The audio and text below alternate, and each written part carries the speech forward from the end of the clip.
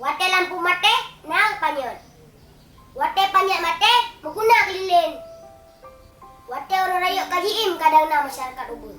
Wate mendua janjiim, maka anu Ubud yang berkhabar. Assalamualaikum warahmatullahi wabarakatuh. Ni bab video singkatnya dan tuan si boceh dan yang berkhabar betul. Mungkin ada manfaat.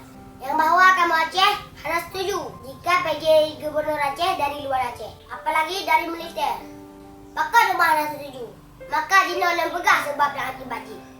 Urangnya pemimpin Aceh, kaji bau urang yang darah Aceh, maka pemerintah pusat kaji khianati MOU Helsinki. Jika pemerintah pusat ingin Aceh damai, maka wajib tugaskan putra Aceh yang paham tentang Aceh dan syariat Islam sebagai PJ Gubernur Aceh. Tapi kaji tugaskan PJ Gubernur Aceh yang kan putra Aceh, maka pemerintah sama dengan kaji khianat MOU Helsinki. Hai bapak-bapak yang terhormat, lembaga baca barang yang bertugas boh. Benar tupu boh, di Aceh matang lo yang jarau. Kupu mucih hari PJ Gubernur dari luar Aceh. Ku sebab banci beras dan balung. Nudingo bersandung becut boh. Kamu Aceh bak orangnya dari Tuhan sampai anak mit menolak Bapak Ahmad Marzuki jadi ke PJ Gubernur Aceh dan menolak PJ Wali Kota atau Bupati yang dari luar Aceh.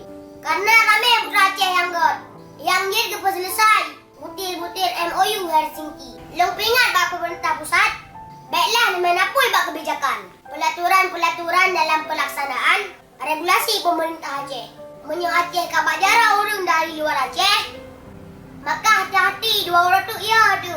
Syariat Islam di Aceh akan baju-baju di Begada. Akan dipuduk acara-acara yang anda inginkan. Bak-bak tempat ibadah.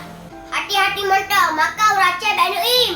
Mari sama-sama dengan tabur gula. Baik dia tengok. Baik sampai pengah tanya. Baik lebih gula, kaya senang zirah lo. Ni aku pesan lo, kasih baik lo ilah, baik lo selalu berkhabar. Karena banyak-banyak tak lo berkhabar, pasti ada orang kun putih perang namanya. Baba namanya ni. Asal yang lo pegangan, getem dengan matang kabere. Butoi puhana. Menyasalah baik dengar yang butoi matang. Nya betul ni kirim abah, kurangnya perle-perle dengar. Kajit lebo, Assalamualaikum, salam dari Tuan Si Boceh.